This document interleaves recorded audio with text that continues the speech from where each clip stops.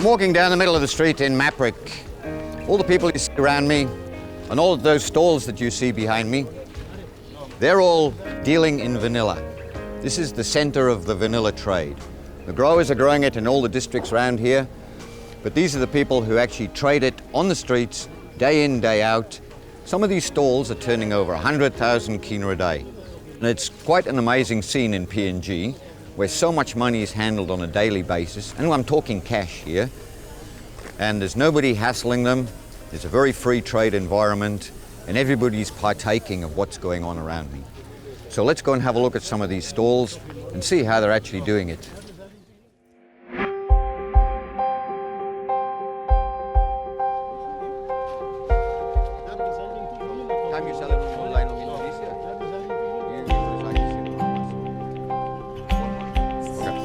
Yeah, so the vanilla that she buys today, she's not going to stay here.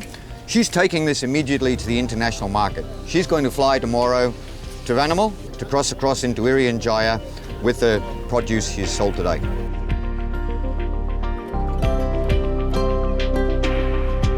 And that might be how many kilos? Close to, Mr. carry 3 to 400 kilos. So that's 300 or 400 kilos going up every single week. They can trade backwards and forwards across the border. There's a degree of trust being built up between the people selling and the people buying, and it means that they don't have to carry large amounts of cash back from Vanamal. They do it through the bank.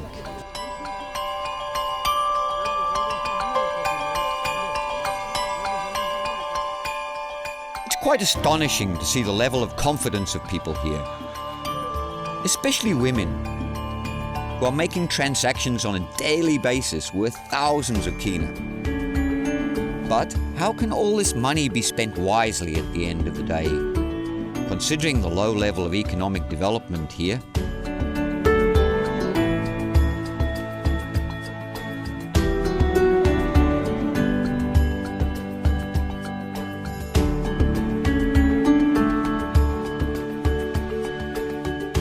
It's very interesting that women are much more likely to take time out and sit in a classroom and learn these things.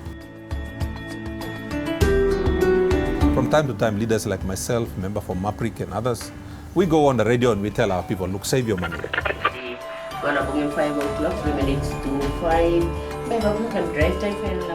tell our people, look, don't spend it all on beer. Don't go looking for girls in Jayapura. Save your money, build a permanent house, get yourself a water tank, get yourself a solar panel, and once you've satisfied all of these things, send your kid to school. If your child did not make it to a tertiary institution, for instance, if there's an opportunity for you to pay for them to study, then please do. And just simple engagements like that. And our people they're very hardworking. They want to improve their life.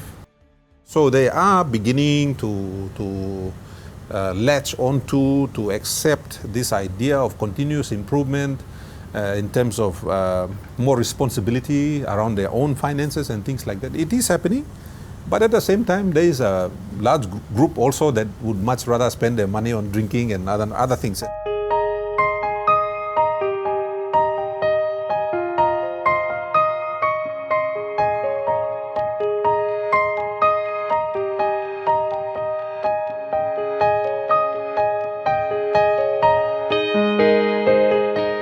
As the local administration gradually catches up with the growth of the vanilla sector, private companies in Maprick have established simple but effective buying stations,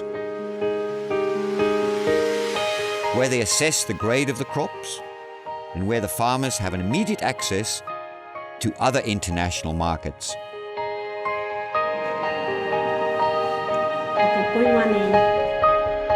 So we are looking at things like, for instance, like cashless transactions, right? How can we move to maybe transacting by mobile phone?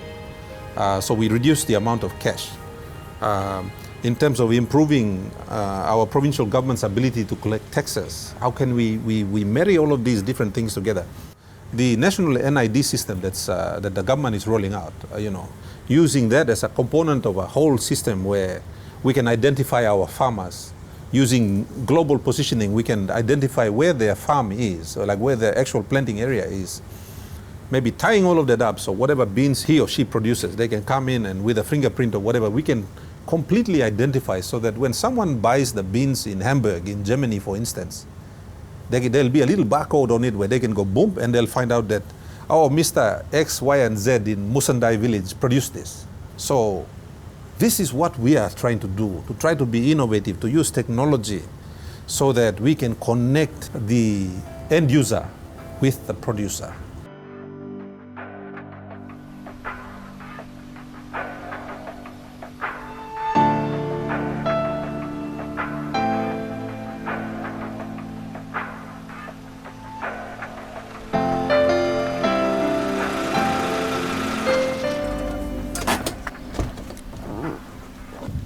Well, this is it for this story about vanilla. I'm sure you found it interesting. I know that I've certainly learned quite a lot about this amazing little bean, which has changed people's lives, brought money back to the farmers, and showing the rest of the country really what can be achieved through agriculture. And whilst it may be the end of the story about vanilla, it's not the end of our stories in East Sepik, and we have many more amazing things to show you in this incredible province.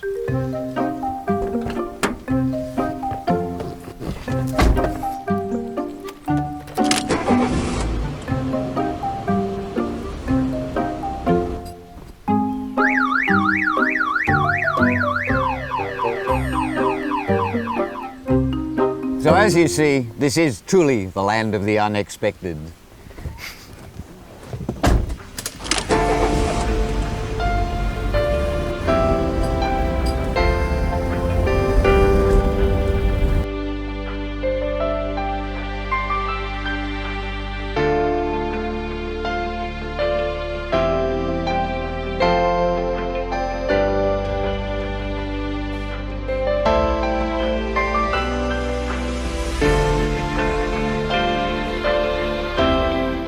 Stay tuned for the last episode of Farming PNG.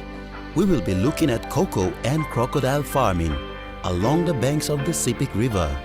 Next Wednesday, 7th of May, on your number one to watch, MTV.